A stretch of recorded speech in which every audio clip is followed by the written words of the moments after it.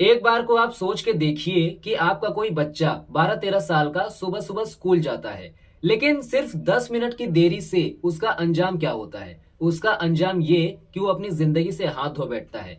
कैसा लगेगा आपको? ये तो खैर मैंने आपको सिर्फ सोचने के लिए बोला, लेकिन ये घटना सच में किसी के साथ हुई है। इस बच्ची को देख रहे हैं आप, इनका नाम अंशिका है उर्फ काजल गौड़। ये घटना इन्हीं के साथ हुई है, ठीक है। इनकी उम्र करीबन 13 साल है, जो कि 6 क्लास में पढ़ती थी। अब यहाँ पर आप मामला समझो कि मामला क्या था जिसके वजह से इस बच्ची ने अपनी जान गंवा दी, ठीक है। और आगे चलकर आपके भी बच्चों के साथ ऐसा कभी ना हो, इसके लिए आपको क्या ध्यान रखना है ये भी हम आगे समझेंगे। सो फिलहाल के लिए अभी हम मामले को समझते हैं। दरअसल ये मामला मुंबई के वसई के सातीवाली एरिया का है, जहाँ पर एक स्कूल है। हालांकि स्कूल तो बहुत सारे हैं, लेकिन पर्टिकुलर इसी स्कूल की बात हो रही है जहाँ पर यह घटना हुई है, ठीक है। सो यहाँ पर उस स्कूल का नाम है श्री हनुमते विद्या मंदिर हाई स्कूल, जो कि एक प्राइवेट स्कूल है। अब होता यह है कि वो जो लड़की होती है वो सुबह सुबह स्कूल में जाती है, ठीक है, लेकिन वहां पर उसको 10 मिनट लेट हो जाता है, जिसके वजह से वहां की एक टीचर होती है जिनका नाम ममता यादव है, ठीक है। उन्होंने क्या किया कि बच्चों के लेट आने पर, 10 मिनट लेट पहुंचने पर सजा के तौर पर 100 उठक बैठक लगवाने को बोला, ठीक है, वो भी बैग के साथ। अब उस बच्ची के साथ और भी कुछ बच्चे थे जो कि लेट हो गए थे, ठीक है। अब यहाँ पर आपको तो पता ही है कि भैया सुबह सुबह का माहौल होता है,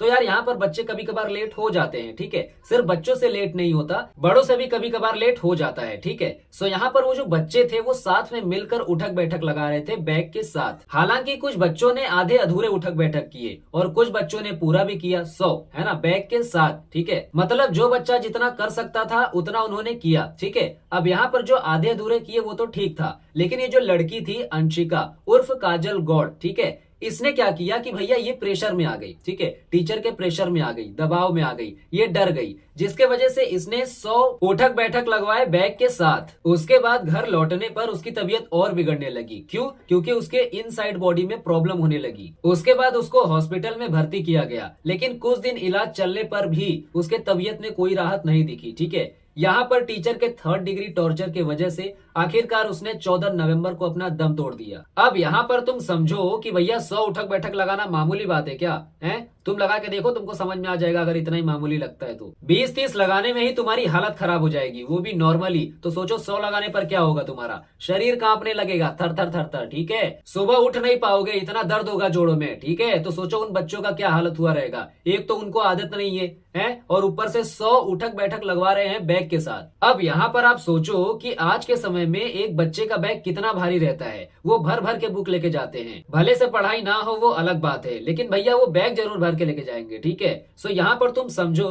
कि आज के समय में एक एवरेज बच्चे का जो बैग होता है वो 5 किलो से कम नहीं होता, ठीक है। सो इतना वजन वो उठाकर उठक बैठक कर रहे हैं, तो उनकी हालत क्या होगी। एक तो इन बच्चों को इन सारी चीजों की आदत नहीं होती कि चलो भैया हाँ, अगर कसरत वगैरह कर रहे हैं या फिर कुछ एक्टिविटीज कर रहे हैं तो इनको पेन कम होगा, दर्द कम होगा, लेकिन ये वो भी नहीं करते। तो भैया जब ये सारी चीजें नहीं करते हैं तो तुम इनसे डायरेक्ट लगवा रहे हो 100 उठक बैठक, वो भी बैग के साथ। तो सोचो इनको कितना दर्द होता रहेगा, इनकी नसें चढ़ जाती रहेंगी, इनका कमर पकड़ लेगा, इनका पीठ पकड़ लेगा, इनका ये गर्दन पकड़ लेगा। और इस अंशिका की मम्मी का भी यही कहना था कि इसका पूरा गर्दन पकड़ लिया था, इसका पूरा कमर, ये सारी चीजें जकड़ गई थी, ठीक है। बाकी इसके पहले से इसको कोई भी बीमारी नहीं थी। ये जितनी भी प्रॉब्लम शुरू हुई ये स्कूल के बाद ही शुरू हुई। इनका आरोप भी है कि ये सारी चीजें उस टीचर की वजह से हुई हैं। उस स्कूल के बच्चों के हिसाब से ये जो टीचर थी ममता यादव, इनका तरीका ही वही था बच्चों को सजा देने का, लोगों से वो उठक बैठक करवाती थी। तो यार मतलब कुछ समझ में आता है? आप टीचर हो क्या हो, आपका काम है बच्चों को अच्छे से पढ़ाना, अच्छे तरीके से गाइड करना, तौर तरीका सिखाना,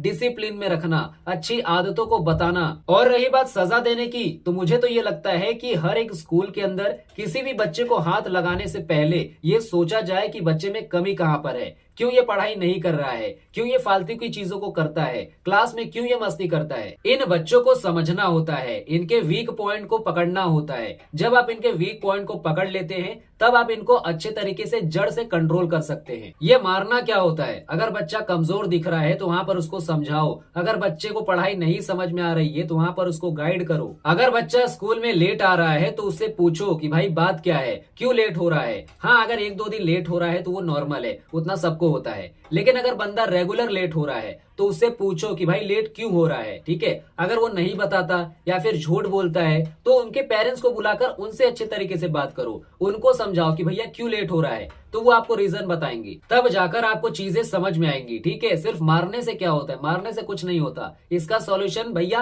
आप जब पॉइंट टू पॉइंट बात करेंगे तब आपको समझ में आएगा, जिसके वजह से पेरेंट्स भी अपने बच्चों के ऊपर ध्यान देंगे, उनको डांटेंगे। अगर वो झूठ बोलता रहेगा या फिर किसी भी तरीके का बहाना बनाता रहेगा तो उनको भी ये चीजें पता चलेंगी। ठीक है, सो यहाँ पर देखा जाए तो आधी से ज्यादा प्रॉब्लम यही खत्म हो जाती है अगर आप सही तरीके से बात करते हैं, सही तरीके से सारी चीजों को पकड़कर हैंडल करते हैं। लेकिन ज्यादातर टीचरों के पास तो दिमाग ही नहीं होता, वो इस तरीके से सोचते ही नहीं है। सिर्फ बच्चों को धोए जा रहे, धोए जा रहे और धोए जा रहे, बस इनको धोना ही आता है। बस पढ़ाई करके पेपर देकर टीचर बन गई, बाकी आता जाता इनको कुछ भी नहीं। ठीक है, जिस दिन आप बच्चों को समझना चालू कर देंगे, जिस दिन आप बच्चों के लेवल पर सोचना चालू कर देंगे, उस दिन से आप बच्चों को सही तरीके से कंट्रोल कर पाएंगे। तब आपको समझ में आएगा कि बच्चे किस तरीके से सोचते हैं, किस तरीके के उनके इमोशंस काम करते हैं। अब आगे चलकर आपके भी बच्चों के साथ कभी ऐसा ना हो, इसके लिए आपको क्या ध्यान में रखना है इसको समझो। अगर आपके बच्चों को कोई टीचर बहुत ज्यादा तंग कर रहा है, बहुत ज्यादा टॉर्चर कर रहा है, तो इसके अगेंस्ट आप एक्शन ले सकते हैं। आप प्रिंसिपल ऑफिस में जाकर उस टीचर की कंप्लेन कर सकते हैं। लेकिन उसके पहले आपको एक काम करना है। वो काम ये है कि आपको अपने बच्चों को सबसे पहले बताना है कि आपको कितना टॉर्चर सहना है और कितना टॉर्चर नहीं सहना है। ये बातें आपको अपने बच्चों को बतानी है, जिसके वजह से आगे चलकर इन फ्यूचर में वो सिक्योर रहेंगे। उनको पता होगा कि स्कूल में कितना टॉर्चर सहना है। अगर बहुत ज्यादा प्रॉब्लम होती है तो उसके बाद क्या करना है वो आप बताएंगे उनको। आपको अपने बच्चों को ये बोलना है कि अगर कोई भी टीचर आपको स्कूल में बहुत ज्यादा परेशान करता है, टॉर्चर करता है, बहुत ज्यादा मारता है,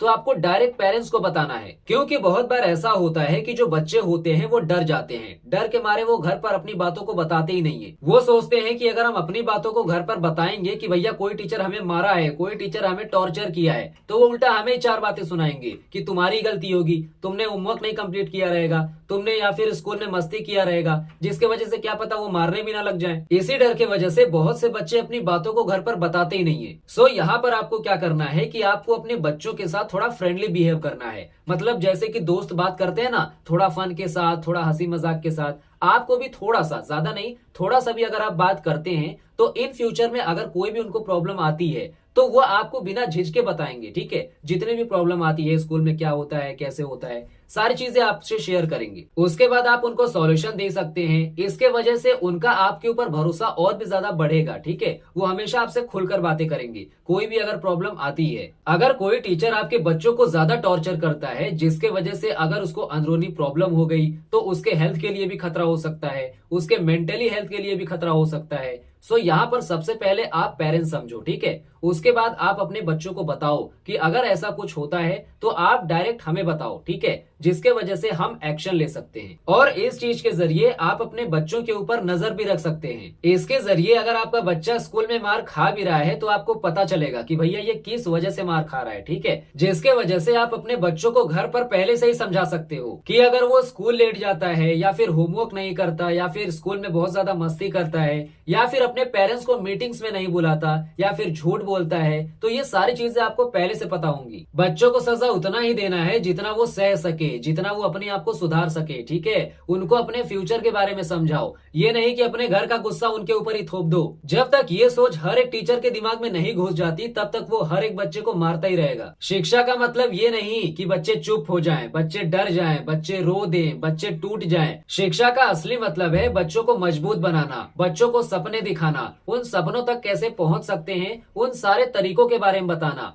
हर एक मुश्किल जगह पर उनकी मदद करना। आज ये घटना काजल के साथ हो गई, कल किसी और के भी साथ हो सकता है ना। सो ये घटना तो हो गई ना, अब आगे चलकर किसी और बच्चों के साथ ऐसा ना हो, ये रोकना हमारे हाथ में है। ठीक है, सो यहाँ पर इस चीज को रोकने के लिए हमारे और सामने वालों के बीच में अंडरस्टैंडिंग होनी जरूरी है। वो सामने वाला क्या बोल रहा है, उसके साथ क्या हो रहा है, उसके सिचुएशन को हमें समझ में आना चाहिए। ठीक है, हमारी बातों को वो समझना चाहिए, उसकी बातों को हमें समझना चाहिए। ये सारी चीजें जब हमारी अंडरस्टैंडिंग होगी तब जाकर इन चीजों को हम रोक पाएंगे। बच्चे फूल की तरह हैं, हथौड़े की तरह नहीं। उनको तोड़ने की कोशिश मत कीजिए। उनकी उम्र अभी मौज मस्ती की है, उनकी उम्र अभी मौज मस्ती के जरिए सीखने की है। ठीक है, जोर जबरदस्ती से सिखाने की कोशिश मत कीजिए, नहीं तो वो आपसे चिढ़ने लगेंगे। बच्चे पढ़ाई से, स्कूलों से, टीचरों से, माँ बाप से हमेशा के लिए दूर होने की कोशिश करेंगे। ठीक है, सो यहाँ पर आप कोशिश ये कीजिए कि आप उनको थोड़ा सा ओपन माइंडेड रखिए। आप थोड़ी सी हर एक काम में मौज मस्ती रखिए, थोड़ा सा आप हंस कर बात कीजिए।